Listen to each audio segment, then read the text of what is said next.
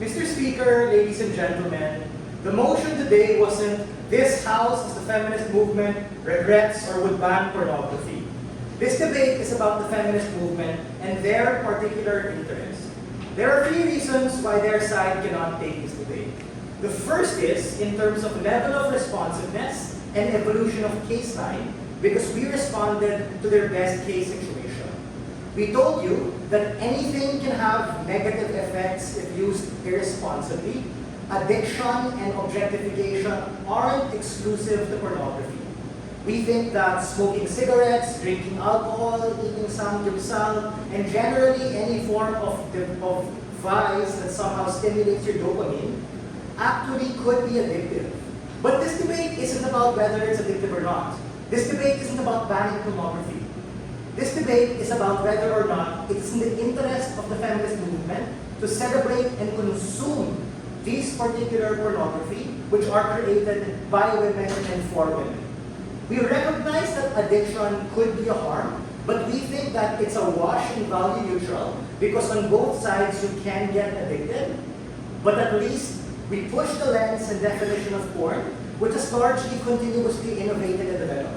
Time and time again, people have been able to completely understand these particular things that ultimately makes things better.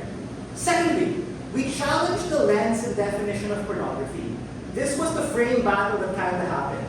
Our modern day interpretation or their conservative frame in which they looked at it. Jaron told you already that what was once deemed as shady and taboo is now a legitimate form of sexual expression. You no longer have to be afraid, you no longer have to be anxious, you no longer have to be shy. Because previously, if you wanted to consume this particular content, which I told you was largely male-dominated, you had to go to a backdoor, cum-encrusted cinema and get off. But now these things have become more accepted and tolerant in society, and we think that even if objectification still exists, we further push and challenge the lens in which people look at it, because we tell you that content creators and performers are part of the feminist movement. If you buy everything that their side tells you, you reject that premise that these women are not part of it, and guess what? They never told us what happens to these women. These women who are directors, these women who are producers, these women who are economically motivated by these things in ways they otherwise were not, what then happens to them? They now become ostracized, they now become pushed to the fringes, and now they once again become an enemy of the feminist movement. But for far too long, we've already included them under that umbrella. That's why they're so proud and empowered as opposed to being shamed and succumbing to the very definition of what it means to be a slut and a whore, which we have now since challenged. There are 3 questions which we answered that win us this debate. The first is, does pornography objectify women? And we told you very clear from my speech, maybe yes if you're conservative.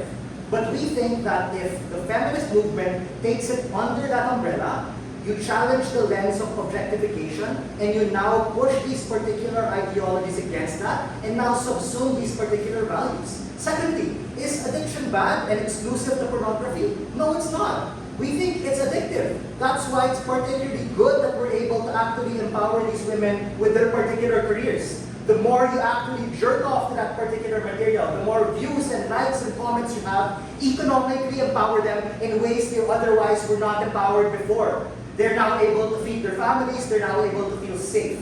And lastly is, does this harm or empower the movement? We told you, even if it could harm the movement, it empowers them on a majority of cases when they push those definitions and challenge the lens in which they look at it. And for all of these ones, we take this round. See you in the